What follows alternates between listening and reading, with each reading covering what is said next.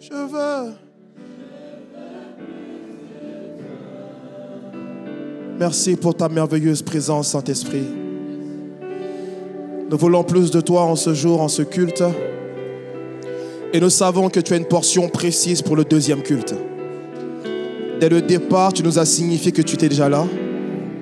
Et nous voulons tout de toi. Nous ne voulons rien manquer, rien rater. Tout ce que tu as pour nous aujourd'hui, nous le désirons. Au nom de Jésus-Christ, quelqu'un acclame très fort le Seigneur, très très fort, très très fort. Alléluia. Merci beaucoup. Je suis très content d'être avec vous pour le deuxième culte. Bonjour à tout le monde. Bonjour quand même. Bonjour à tout le monde. Comment ça va ce matin? Bien dormi? Bien réveillé? Pas assez dormi? Moi, je ne crois pas en la science des 8 heures de sommeil. Écoutez, tout ce que les scientifiques nous disent parfois, attention. Certains ont dit qu'il fallait manger tous les matins un petit déjeuner. Mais savez-vous que ça vient aussi d'une étude qui a été faite par certains groupes alimentaires pour vous pousser à acheter, en fait, à consommer. Donc, il y a plein de choses qu'on accepte parfois qui ne sont pas forcément une vérité absolue. Amen. Donc, pour les gros dormeurs, continuez à dormir. Mais je ne crois pas qu'on a forcément besoin de 8 heures de sommeil par jour ou par sommeil. Je pense que c'est en fonction des personnes. Et je pense que trop dormir, c'est pas bien aussi. Mais repose-toi comme tu le peux. Alléluia. Il y a des personnes, lorsqu'ils dorment, ils sont encore plus fatigués. Oh. Vous les connaissez? Moi, je connais un frère à l'église qui dort 10 heures par jour. Mais comment tu peux dormir 10 heures par jour? Il n'y a que 24 heures. Donc, il dort la moitié de sa vie. Ça se trouve, ton voisin dort 10 heures par jour.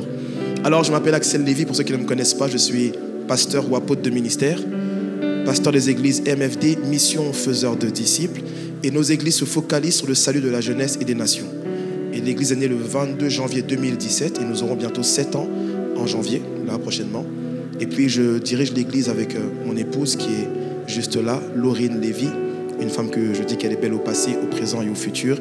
Et oui. Et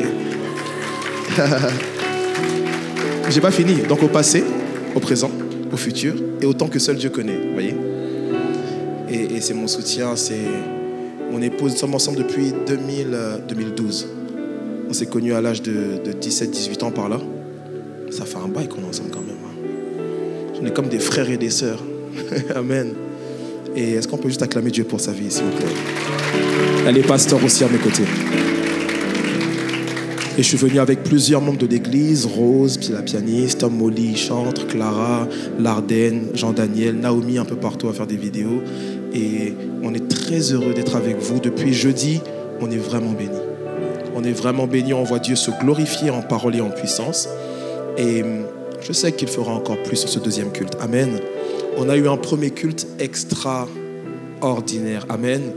Moi, j'étais venu seulement pour enseigner et m'en aller.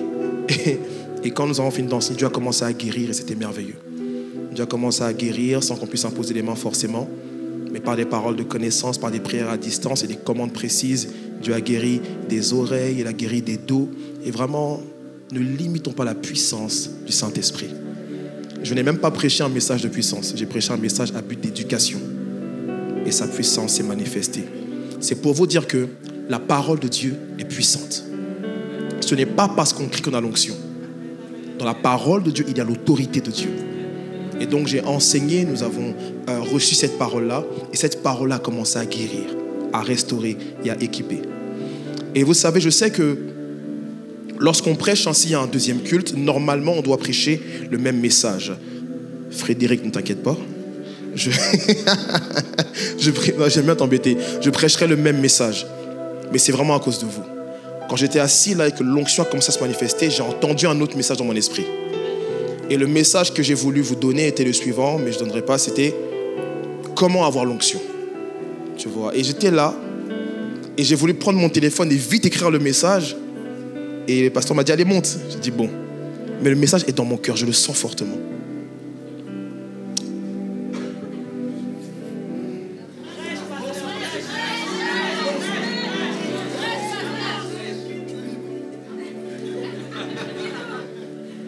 Je fais 2 en 1. Moi, je sais faire ça. Hein. Je sais prêcher 2 messages en 1, en fait. Tu peux faire ça? Avant de poursuivre, j'aimerais encore honorer le Seigneur pour le pasteur Manu et son épouse. Est-ce qu'on peut vraiment honorer Dieu pour leur vie? Merci beaucoup. Aussi pour Frédéric, merci, tu es génial. Mon frère Dylan, est-ce qu'on peut acclamer Dieu pour leur vie? Merci à vous tous pour la grâce de nous permettre d'être ici avec vous et de pouvoir aussi enseigner. C'est toujours une grâce et un privilège d'apporter la parole. Nous ne sommes pas meilleurs que vous, mais une grâce nous a été faite pour vous prêcher l'évangile. Alléluia. Alors, lors du premier culte, j'ai enseigné sur « Es-tu un chrétien spirituel ou charnel dans la maison de Dieu ?» Et comprenez ceci, ce genre de message souvent ne soulève pas les amens. Car la plupart des chrétiens aujourd'hui, malheureusement, viennent à l'église pour être motivés. Ça veut dire que beaucoup, vous désirez que votre pasteur devienne comme un coach de lifestyle. Vous désirez que votre pasteur devienne maintenant comme une personne qui fait quoi? De l'encouragement. C'est pourquoi vous aimez souvent les messages tels que « Je te vois béni », tu dis « Amen ». « Je te vois prospère ». « Amen, pasteur ». « Je te vois élevé ». « Je te vois riche ». « Je crois, pasteur, tu es vraiment un pasteur extraordinaire ». Et lorsqu'on prêche de tels messages, vous êtes heureux. Mais on a eu un bon culte en fait. Tu vois, quand il a dit que je serai élevé et que je vais frapper Goliath, je le crois. Mais vous savez, parfois derrière de telles choses, c'est seulement de la motivation, j'irai plus loin, de la séduction.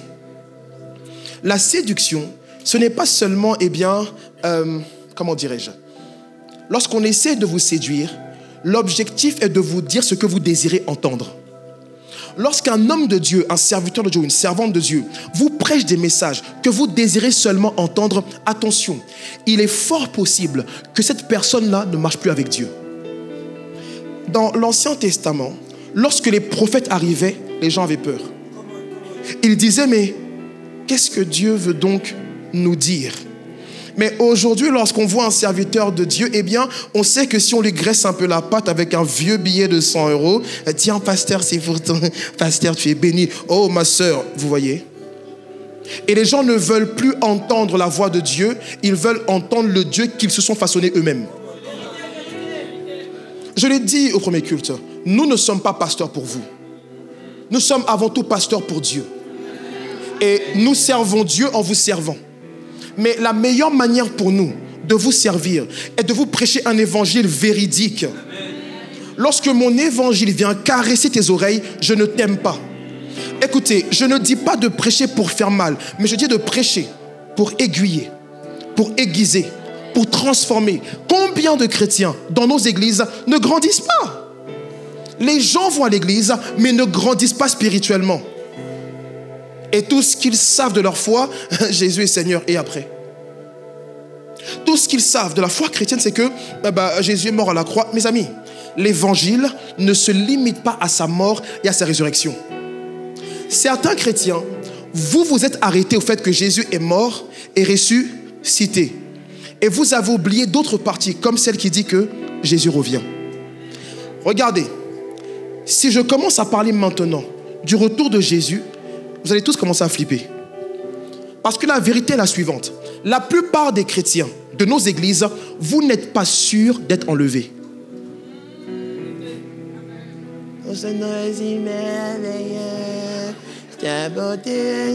Pareil. Mais si je parle de Apocalypse, tu commences à flipper. Alors que Apocalypse n'a pas pour définition flipper ou avoir peur ou paniquer.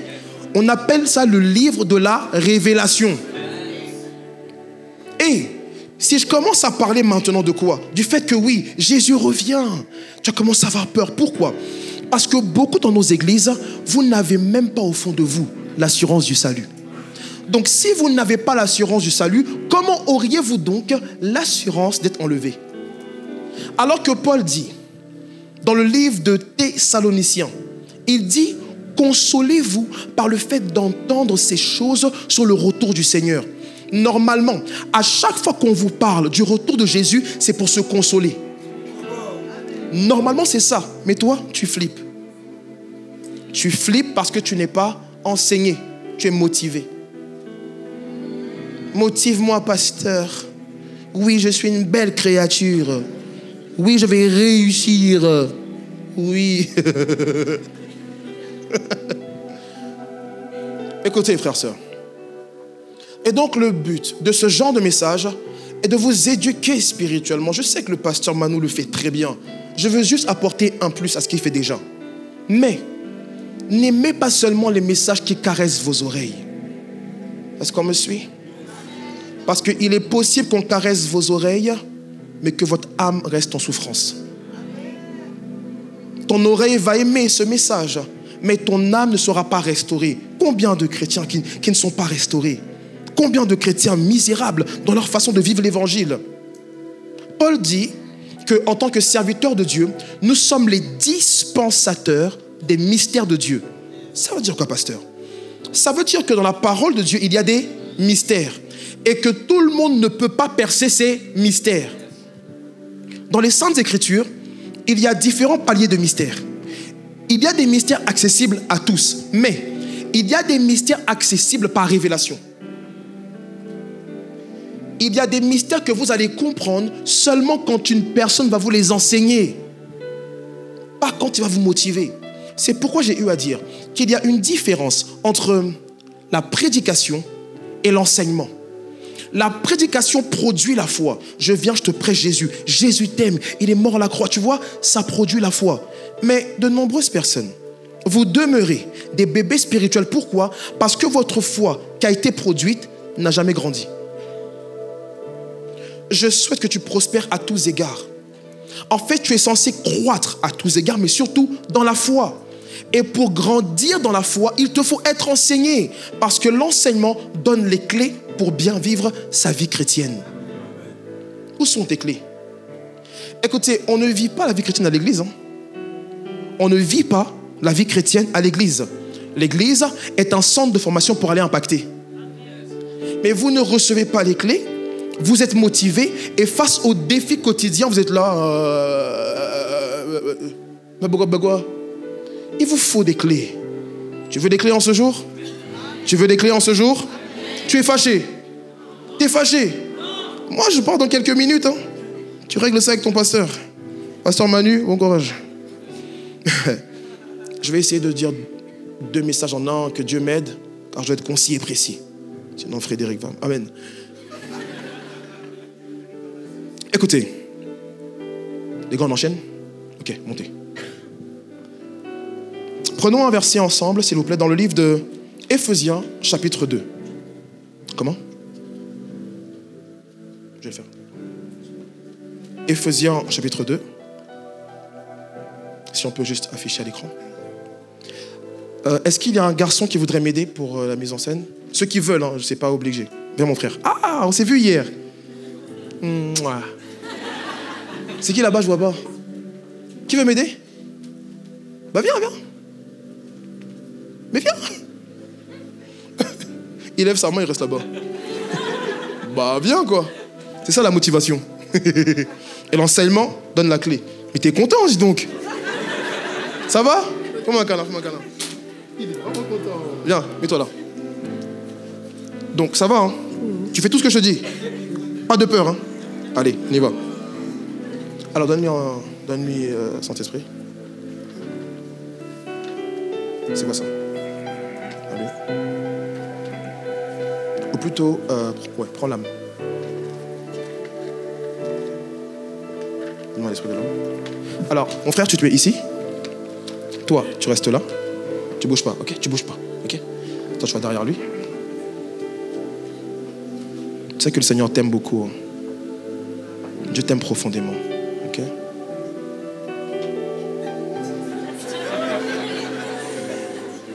Dieu t'aime beaucoup. Alléluia. Et qui veut être l'esprit de l'homme? Quelqu'un m'aide, quelqu'un? Il me faut un homme, maman, désolé. Un homme qui est habillé en blanc. Ok, viens. Toute la salle. Venez. Vite parce que j'ai peu de temps, s'il vous plaît. Éphésiens 2, on l'a trouvé? Ok, tu te mets juste là. Tu te mets devant lui. Ok. C'est bon, vous les voyez bien? Super. Beau gosse. Éphésiens combien? 2 au verset 1. Il est dit, vous étiez morts par vos offenses et par vos péchés, dans lesquels vous marchiez autrefois selon le train de ce monde, selon le prince de la puissance de l'air, de l'esprit qui agit maintenant dans les fils de la rébellion. Ensuite, nous tous aussi, nous étions de leur nombre et nous vivions autrefois selon les convoitises de notre chair, accomplissant les volontés de la chair et de nos pensées, et nous étions par nature des enfants de colère comme les autres. L'autre verset. Mais Dieu qui est riche en miséricorde, à cause du grand amour dont il nous a aimés, nous qui étions morts par nos offenses, nous a rendus à la vie avec Christ. C'est par grâce que vous êtes sauvés. Poursuivons. Il nous a ressuscités ensemble, il nous a fait asseoir ensemble dans les lieux célestes en Jésus-Christ, afin de montrer dans les siècles à venir l'infinie richesse de sa grâce par sa bonté envers nous en Jésus-Christ. Car c'est par la grâce que vous êtes sauvés, par le moyen de la foi, et cela ne vient pas de vous, c'est le don de Dieu. Ensuite, ce n'est point par les œuvres afin que personne ne se glorifie. Car nous sommes son ouvrage, ayant été créés en Jésus-Christ pour de bonnes œuvres que Dieu a préparées d'avance afin que nous les pratiquions. Ok, écoutez-moi. Je parle du fait que dans l'église de Dieu, il y a différents types de chrétiens. La première chose, c'est de comprendre qu'il y a une différence entre l'église universelle et l'église locale. Est-ce qu'on me suit? Est-ce qu'on me suit? L'église universelle, eh bien, c'est l'ensemble des chrétiens du monde entier et de tous les temps. Quand on parle de l'église universelle, on ne peut la voir, on ne peut la quantifier, on ne peut effectivement compter ses membres. Pourquoi? Parce qu'elle représente les chrétiens de tous les temps, ceux qui sont morts et ceux qui sont encore en vie. Mais l'église locale, c'est différent. Lorsqu'on parle de l'église locale, il est question d'un lieu comme celui-ci. Il est question d'un lieu physique localisable où on peut s'y rendre. Est-ce qu'on me suit toujours? Et dans une église locale, écoutez-moi, il y a différents types de personnes. Et j'aimerais vous dire, ce n'est pas tous ceux qui disent qu'ils sont chrétiens qui le sont. Ce n'est pas tous ceux qui disent être de Jésus qui sont de lui. Mais dans une église, il y a aussi différents types de chrétiens. Et la Bible en parle précisément de 2 en particulier. Et je parlerai soit des chrétiens spirituels ou des chrétiens charnels. Dans 1 Corinthiens chapitre 3 verset 1, l'apôtre Paul attire l'attention des chrétiens de Corinthe. Il leur dit, mais quand je vous vois, quand je vous observe, je n'ai pas l'impression de parler à des hommes spirituels. Ou encore, je n'ai pas l'impression de parler à des chrétiens spirituels. J'ai plutôt l'impression de parler à des hommes charnels. Mais comment se fait-il qu'il parle à des chrétiens et il ose dire qu'ils sont charnels? Et c'est là que j'explique une chose qui est importante. Écoutez-moi, frères et sœurs. J'explique ceci, que nous le savons, on l'a vu hier pour certains, l'homme est corps, âme et... On peut m'aider? On m'aide? Merci. L'homme est corps, âme et est... Merci. Les gens vont dire, mais pasteur, peut-être... T'as vu moi? Non, je rigole. Non, c'est le dimanche, il faut être calme. Ok, écoutez-moi s'il vous plaît. L'homme est corps, âme et esprit. Mais il y a quelque chose que beaucoup de chrétiens ne connaissent pas. Beaucoup de chrétiens ne savent exactement rien sur la chair. Pourtant, la Bible en parle partout. Souvent, les gens disent que la chair, c'est quoi? C'est leur corps. Non. Il y a la chair, corps, mais il y a aussi la chair, du moins dans l'union de l'homme et sa femme. Il dit que l'homme quittera son père et sa mère et s'attachera à sa femme et ils formeront une seule chair. Ça, c'est l'union du mariage. Il y a aussi la chair par rapport au corps physique. Là, c'est ma chair. Bon, bref, ça, c'est ma chair à moi. Mais il y a aussi la chair, la nature spirituelle. Et beaucoup de chrétiens, vous ne savez exactement... Écoutez, le plus grand combat que vous avez à mener dans la vie chrétienne, ou encore, l'un des combats réguliers qu'il faut parfois mener, c'est le combat contre la chair. Mais c'est un combat déjà gagné. Il faut seulement savoir comment justement demeurer dans sa victoire. Mais je reviens. Quand on parle de la chair, c'est une nature spirituelle. C'est une nature que vous ne pouvez voir, mais c'est une nature que Adam et Ève ont communiquée à l'humanité en fait. C'est une nature que Adam et Ève ont donnée à l'homme. Dieu fait l'homme corps, âme et... Ça veut dire qu'au préalable, bien, ce bel homme que vous voyez ici, qui est beau à tous égards, qui est marié, Écoutez, lui, il jouera le rôle de la chair. En plus, il est habillé en noir et tout. Bon, c'est bien quoi. Lui, c'est le rôle de la chair. Quand Dieu fait l'homme, corps, âme et esprit, la chair n'existe pas. C'est une fois que Adam et Ève vont pécher contre Dieu que la chair va s'introduire en l'homme. Mais qu'est-ce qu'elle va faire? La chair va commencer justement à affecter l'homme. Où ça? Au niveau de son âme, vas-y, et de son corps. Je vais prendre les deux. Voilà ce qui se passe. Quand une personne n'a pas Jésus, ça va vous? Quand une personne n'a pas Jésus, voilà ce qui se passe. Elle a son corps, elle a son âme, et elle est soumise à ça. Reprenons Éphésiens 2, s'il vous plaît. Au niveau, je crois, peut-être du verset 4, par là. Elle va être soumise à ça. Il dit, mais Dieu, on reprend plutôt le verset 3, s'il vous plaît. Très bien, regardez. Nous tous aussi, en fait là on parle de ce que nous étions avant Jésus. On me suit ou pas? On me suit? Fais ça.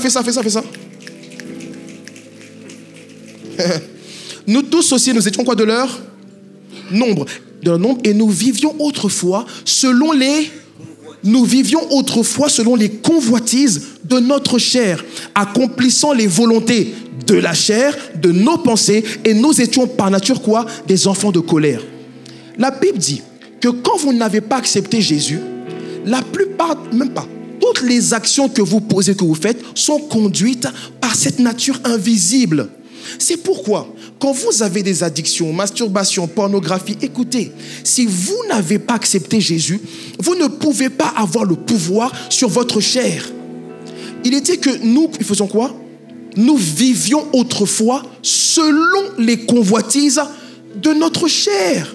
Ça veut dire que toutes ces choses qui te poussent à pécher, à boire, à fumer, à vivre une vie qui n'a rien à voir avec la volonté de Dieu, ça se passe dans la chair. En fait, c'est pas que tu es foncièrement mauvais, mais ta nature est mauvaise. Alors, je ne sais pas si on me comprend. Ta nature est mauvaise. Alors, c'est pourquoi la religion ne vous a jamais aidé. Parce que la religion vous dira, faites ceci, faites cela. Mais Dieu sait que même si on vous donne beaucoup de règles à accomplir, vous ne réussirez pas. Parce que le problème de l'homme, ce n'est pas le fait de suivre des règles. Son vrai souci, c'est que intérieurement, il est dirigé. Et pour que Dieu puisse changer la vie d'un homme, il fallait d'abord que Dieu crucifie la chair. Et c'est ce que Dieu a fait en nous envoyant Jésus-Christ notre Seigneur. Oui, c'est ce qu'il a fait, mes amis. Et justement, un homme sans Christ est soumis à sa chair.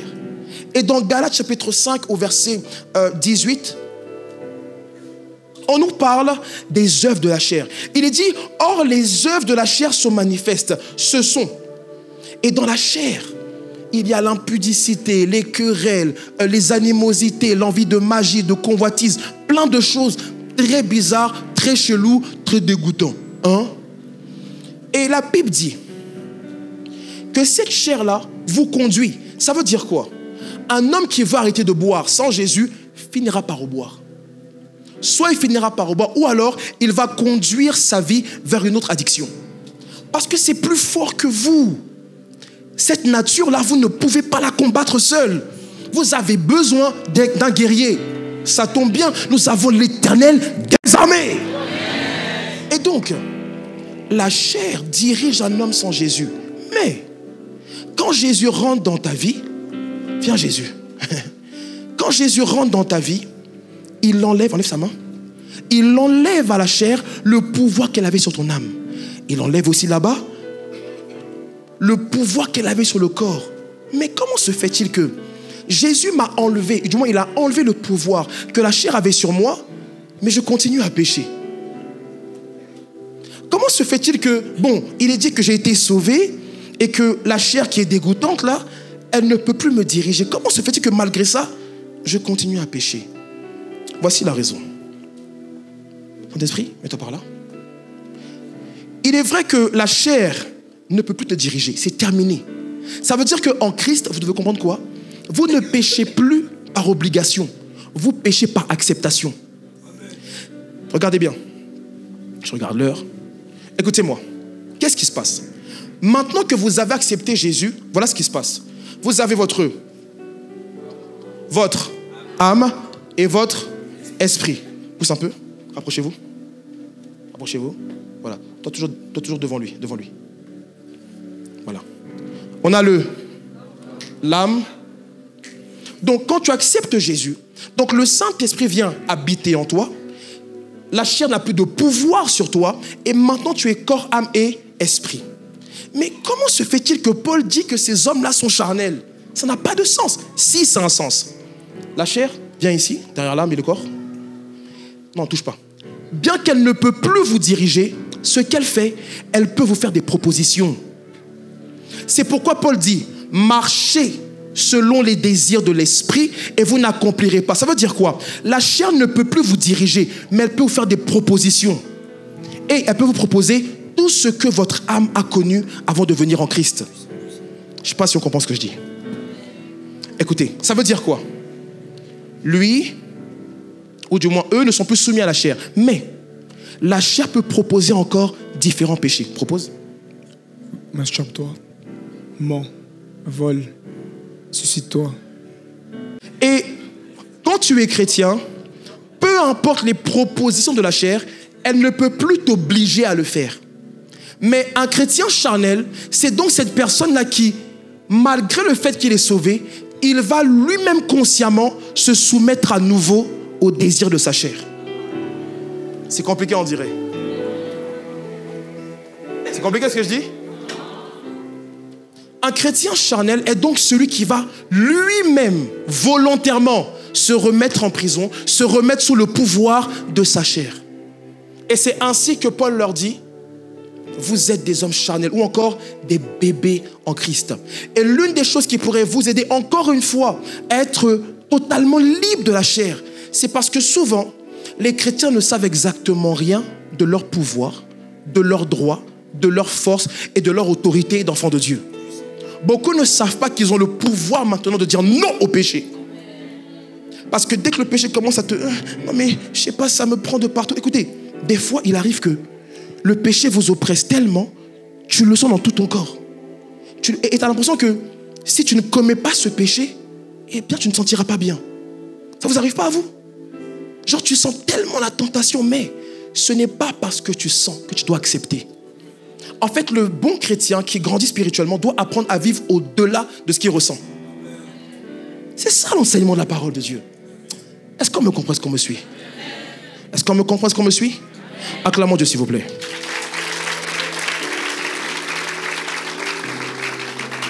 Allez-y, allez-y, je vais continuer. Merci beaucoup. Donnez ça à la chair. Check, mon gars. Check. Je suis fier de toi. Vas-y. Amen. Et donc, c'est ainsi que dans nos églises, nous avons quoi? Les chrétiens très charnels. Et voici quelques signes pour voir si ton voisin est un chrétien charnel. Tu pourras le détecter et le balancer au pasteur Manu. J'avance. Premier signe pour balancer ton voisin s'il est un chrétien charnel, c'est le fait que ton voisin aime beaucoup les disputes et les querelles. Donc demande à ton voisin quel est ton état de dispute. Ça veut dire que certains ont déjà repéré un voisin mais qui est loin. Ils savent que c'est de lui qu'on parle, lui là-bas, lui. Écoutez, dans les œuvres de la chair, on retrouve les querelles. Ça veut dire qu'un chrétien charnel, c'est une personne qui n'accepte pas les injustices. Il a constamment besoin, de se mettre en avant. Ou encore plutôt, il a constamment besoin de se justifier, d'avoir raison, d'avoir le dernier mot, alors qu'il est enfant de Dieu. Écoutez, lorsque nous sommes des enfants du royaume, parfois, on doit accepter de ne pas avoir le dernier mot. Lorsque vous dites être enfant de Dieu, faites comme Jésus. Parfois, arrêtez de chercher à vous justifier. La Bible dit, à Dieu appartient la vengeance et la rétribution des méchants. Et j'irai plus loin. Les gens aiment dire souvent, oui, mais Seigneur, châtie mes ennemis ou les méchants de ma vie. Écoutez-moi. Il est possible que tu sois le méchant dans l'histoire de quelqu'un. Il est possible que tu sois l'ennemi dans l'histoire de quelqu'un. Donc, si vous êtes tous les deux chrétiens, Dieu doit frapper qui? Je ne comprends pas cet évangile où on cherche à ce que Dieu tue nos ennemis, alors que le roi des rois dit de prier pour ceux qui nous maudissent et de bénir ceux qui nous persécutent. Et lorsque vous êtes des chrétiens qui aimez constamment les querelles, constamment tu veux te quereller, et certains vont jusqu'à dire, mais t'as de la chance qu'on est en Jésus. T'as de la chance qu'on est en Christ. Sinon moi,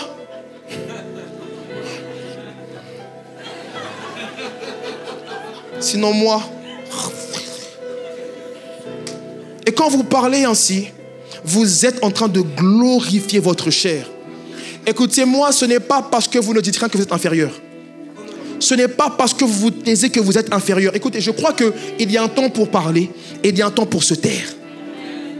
C'est quand la dernière fois, il y a eu des injustices dans ta vie et tu n'as rien dit. La Bible dit, Paul dit, pourquoi n'acceptez-vous pas quelques injustices? Pourquoi? Écoutez, on voit votre niveau de ressemblance avec Jésus par votre capacité à accepter certaines humiliations. Oh, moi, tu me parles pas comme ça, moi. Mais qui es-tu? Qui es-tu, misérable créature? Qui es-tu? Tout ce que nous sommes, c'est par la grâce de Dieu. C'est par le pouvoir de Dieu. C'est par la faveur de Dieu. C'est par la seigneurie de Dieu. Et ce qui me fait mal, c'est que les gens manquent d'humilité. Même dans l'église de Dieu, les gens manquent d'humilité. Moi, tu ne me parles pas comme ça. Mes amis, arrêtez d'avoir une trop haute estime de vous-même. Paul dit, soyez sobre à ce niveau. Soyez sobre. Voyez-vous comme Dieu vous voit. Mais tu aimes les querelles.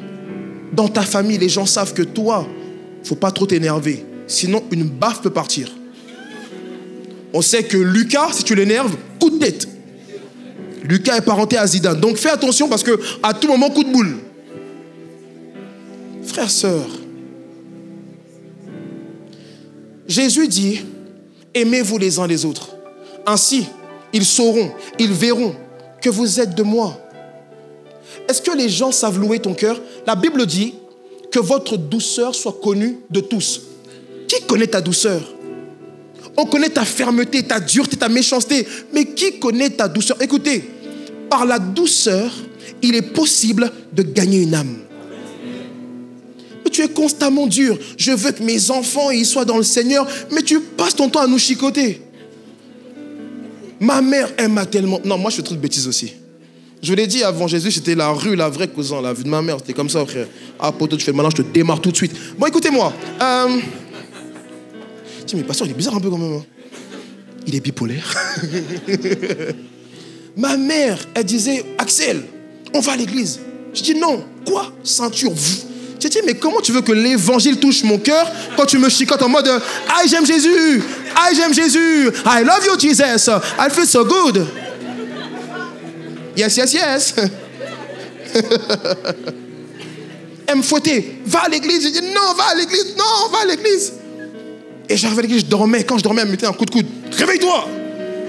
Et tout ça, en fait, ça n'a pas été totalement mauvais car je prêche la parole aujourd'hui. Mais des fois, la méthode pouvait aussi changer. Donc, je veux encourager aussi une maman, en parenthèse. Maman, vraiment, ne perds pas espoir pour tes enfants. Ma mère venait me chercher au poste de police, avec les yeux rouges. Elle a dit un jour, qu'est-ce que j'ai fait à Dieu pour avoir un enfant comme toi? Et aujourd'hui, elle dit, tu es ma plus grande fierté. Elle me dit, je suis heureuse de vivre pour voir ce que tu es aujourd'hui. Dernièrement, elle m'a envoyé un message. Ma mère, en fait, je suis le pasteur de ma mère, en fait. Elle m'envoie un message. Elle me dit, Axel, ah, mon fils, je t'aime, hein? Je dis, moi aussi, je t'aime. Elle dit, Axou, tu sais, avant, mes copines se moquaient de moi. Elles disaient, ton fils ne fait rien dans la vie. Mais aujourd'hui, elles sont toutes jalouses.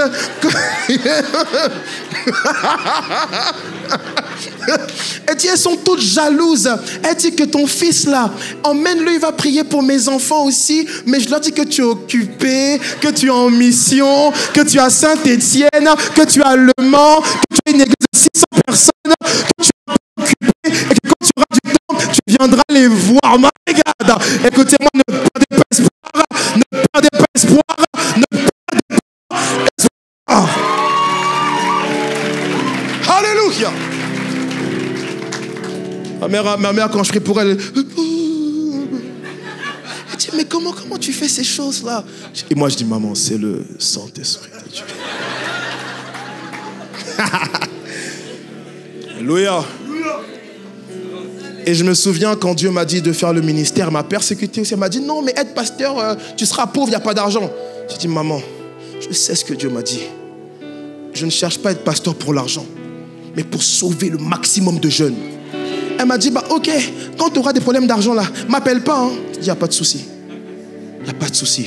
Avec ma femme, pendant 5-6 ans, on a vécu dans un 22 mètres carrés avec notre enfant. L'appartement était moisi, pasteur. Et on quitte l'appartement moisi, je vais prêcher à l'église. Je reviens, je prêche, mais je garde mon cœur. 1 an, 2 ans, 3 ans, 4 ans. Après 5 ans, on déménage. Mais on garde notre cœur. Dieu a été tellement fidèle. Je sais de quoi je vous parle quand je parle de ce Dieu-là. On est là, l'appartement il est moisi, c'est-à-dire tu dors, tu as la toux, tu te réveilles, tu as la tuberculose. En fait, c'est mélangé quoi. Mais on n'a pas renié Dieu pour autant. Ne sois pas un chrétien charnel. Donc il aime les disputes et les querelles. Il est bientôt 13h, je finis à combien? 5, c'est bon? 10? À 25. 2 Timothée 4, verset 10. Un autre signe d'un chrétien charnel, eh bien, c'est le fait que tu mènes une double vie. La Bible nous parle dans 2 Timothée 4, 10 de Démas. Démas était justement un des compagnons de l'apôtre Paul. Et Paul dit que Démas m'a abandonné par amour pour le siècle présent. Et malheureusement, de nombreuses personnes dans nos églises, vous avez des doubles vies. Vous avez le vêtement de l'église, les paroles de l'église, le comportement de l'église ou encore l'attitude de l'église. Mais loin de l'église, qui êtes-vous? Certains chrétiens même disent des wallah. Oui, certains chrétiens sont complexés par l'islam. Écoutez, vous pouvez respecter la religion d'autrui sans renier la vôtre. Mais le fait de renier Jésus dans vos propos, dans votre façon de faire, ou pour être aimé des gens, c'est mener une double vie. Qui êtes-vous en dehors de l'église? Êtes-vous toujours chrétien? Certains sont en mode non, la foi est personnelle. La foi n'est pas personnelle. La foi a des œuvres, la foi a des fruits, la foi se démontre. Les gens n'ont pas honte de fumer devant toi et de crapoter sur ton visage. Et tu es là. Ça te dérange la cigarette? Non, vas-y, tu vois. En plus, tu es asthmatique. Mes amis, certains, vous avez une double vie.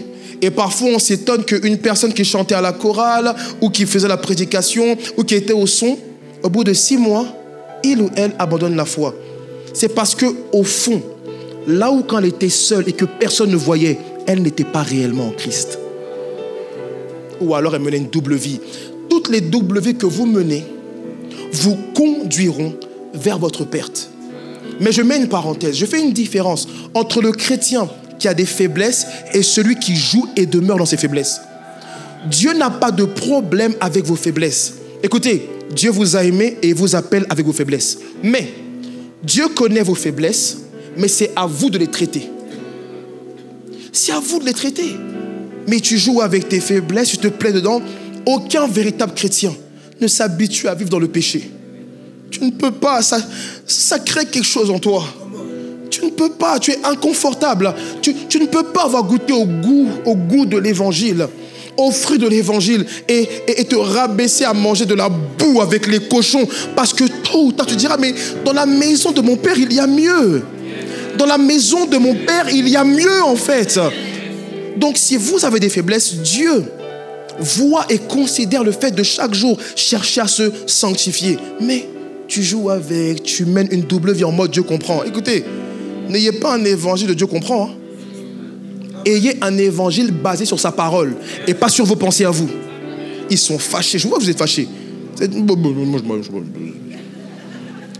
Autre chose, Actes chapitre 5, et je finirai sur ça.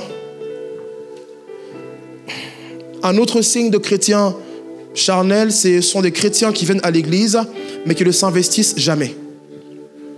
Ils viennent, mais ils ne font exactement rien dans leur église.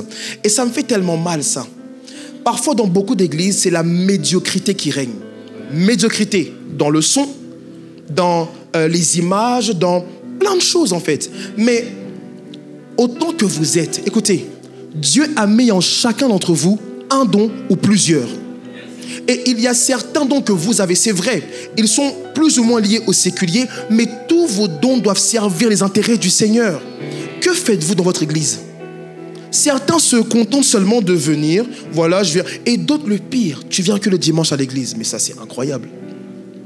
Tu viens à l'église que le dimanche. En gros, Dieu, il est ouvert que le dimanche. C'est comme un resto.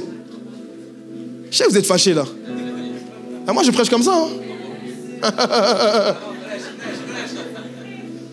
C'est pas mon église. Moi, là, je prends mon train là. Arrête, je dirais, on a passé un temps glorieux, pasteur Manu. Courage, parce que moi j'ai prêché l'évangile. Je finis sur ça. Dans votre église, vous devez vous investir. Écoutez, vous avez des dons et comprenez que chaque église a un besoin. Il y a des gens aussi, pasteurs, qui veulent s'investir seulement là où eux ils désirent. C'est pas comme ça dans l'église. Hein. Dans l'église, peu importe ton don, on sert là où il y a un besoin. Non mais, écoutez, on a commencé l'église au départ. On a commencé l'église dans le salon de ma mère. On était 5 personnes. On est 600 aujourd'hui, voire plus. Et dans le salon de ma mère, je prêche, l'église grandissant comme ça, 10, 15. Et il y a une sœur, elle faisait bien les choses à l'église. Je dis, écoute ma sœur, on a réfléchi, on me donnait une position, du moins une fonction. Tu porteras les Bibles. Elle a fait, quoi? Je dis, non, en fait, tu porteras les Bibles. Et tout. Elle a dit, moi, je voyais autre chose, en fait. Hein.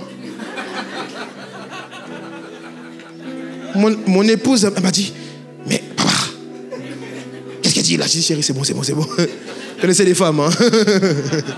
J'ai dit, chérie, c'est bon. Il y a des gens, parce que vous... En fait, certains chrétiens pensent avoir un trop grand appel.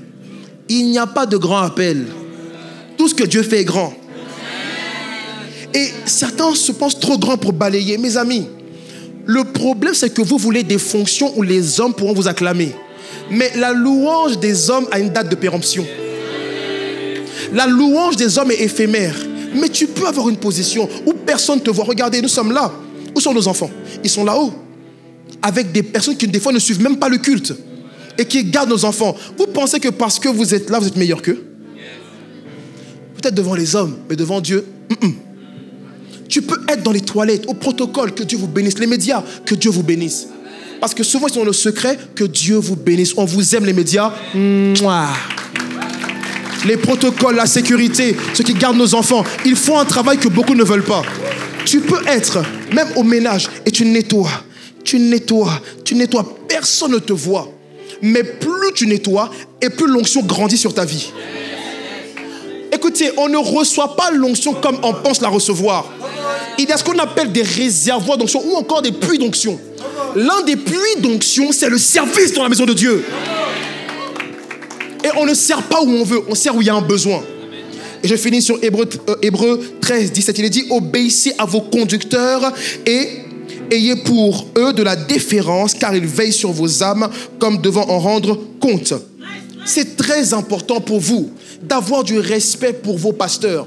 Un chrétien charnel a du mal avec l'autorité spirituelle. Pour lui, en gros, on est tous frères. Frère un tel, sœur machin chouette. C'est vrai, nous sommes tous frères, mais écoutez-moi. Emmanuel Macron, c'est un être humain, mais c'est ton président. Certains, vous avez plus de respect pour les autorités du monde que pour les autorités spirituelles. Je vous assure que si monsieur Emmanuel Macron rentre ici, il va faire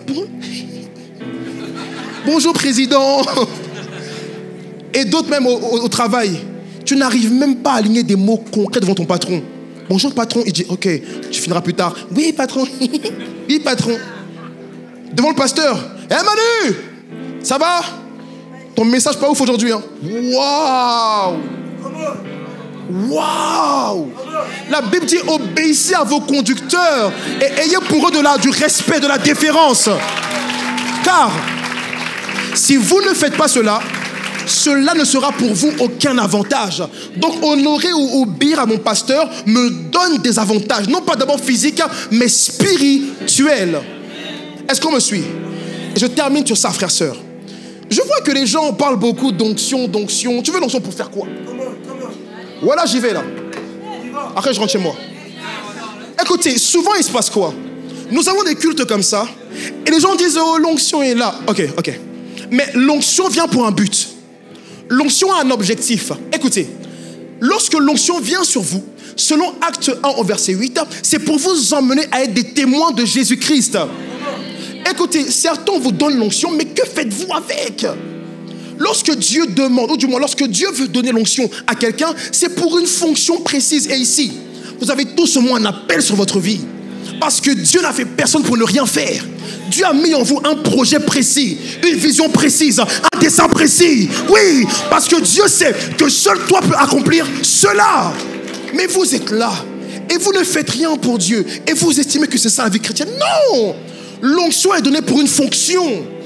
Donc quand vous cherchez l'onction, quand vous désirez, quand vous impose les mains, quand vous désirez, quand vous communiquez l'onction, assurez-vous de vouloir servir Dieu. Oui mes amis, mais il y a aussi plusieurs, du moins puits d'onction. La prière donne l'onction. La méditation de la parole donne l'onction. Le jeûne aussi conduit vers l'onction. Mais aussi servir un homme de Dieu donne aussi l'onction. Mais oui! Il y a beaucoup, écoutez, il y a des onctions que vous allez recevoir comme ça dans les cultes et tout, mais il y a d'autres manteaux. Il y a des manteaux qu'on reçoit spécifiquement en faisant des choses précises. Je sais que beaucoup ici, vous avez des dons spirituels. Je le vois dans mon esprit. Beaucoup ici, vous avez un don spirituel de prophétie, d'autres de paroles de connaissance, d'autres de guérison, d'autres pourquoi du moins pour opérer des miracles. D'autres vous avez le don de la foi, d'autres la parole de sagesse. Écoutez, vous avez aussi besoin de l'onction pour votre travail. Même au travail, il te faut l'onction. Oui, tu veux entreprendre, il te faut l'onction. Mais vous devez désirer aussi l'onction. L'onction n'est pas réservée aux Africains. Oui, non, ils aiment bien faire. Non, l'onction appartient aux enfants de Dieu. Vous avez besoin de la puissance de Dieu pour fonctionner. Et ce chaque jour. Et une église sans puissance n'est pas une église. Le surnaturel appartient aux enfants de Dieu. Non pas au diable, non pas aux francs-maçons, non pas aux rosicruciens, à personne d'autre que le Dieu du surnaturel. Mes amis, vous avez une église extraordinaire. Et Dieu fera de grandes choses avec vous. Mais une question se pose, quand Dieu le fera, où seras-tu? Acclamons Dieu s'il vous plaît. Bonjour, j'espère que la prédication vous a plu et qu'elle vous a béni. N'hésitez pas à vous abonner sur notre chaîne YouTube et à activer la cloche de notification, à nous suivre sur notre page Instagram ainsi que Facebook. Si vous voulez soutenir notre église et bénir le ministère, n'hésitez pas à cliquer sur le lien qui est en barre d'infos. À la semaine prochaine!